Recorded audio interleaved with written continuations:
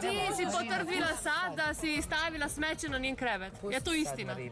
Jel ja tebi znam ko da bi došla nekom i stavila smeće na krevet? Mislim, ne znam. Za mene si prazna.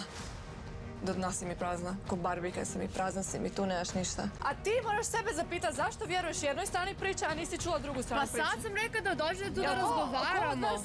Jel ko od vas? Mi pitamo, mi želimo da čujemo. Pa to je lijepo od tebe, od tebe je lijepo, od tebe nije lijepo. Ja jesam rekla da dođe da razgovaramo. Ček da kažem, to je isto kao da ja čujem od nje, ova je radila to, ja ću njoj kao povjerovat, neću. Zato što nisi čula šta je zapravo bilo. Pa zato što sam rekla da dođete tu. Pa ne možeš 40 minuta slušati nju kako trače i onda nas pozvat, ne ide. Da, to ne ide. Zašto ne? Znači, prvenstveno ne znaš ni nju, ne znaš ni mene. Pa ona je ispričala. Marina je trebala nekoga da je sluša, ja sam je slušala. Onda neka ide adekvatnim ljudima koji su za to, a ne vama tu priča da se tračari okolo. Samo ispadnu neke tenzije između ljudi koji su nemaju veze s tim, i koje uopće nisu istina. Da ti Ok, onda ispričajte vašu istinu. A ti provociraš. Ko si ti da tebi pričati istinu? Svi znaju istinu, svi su upućeni.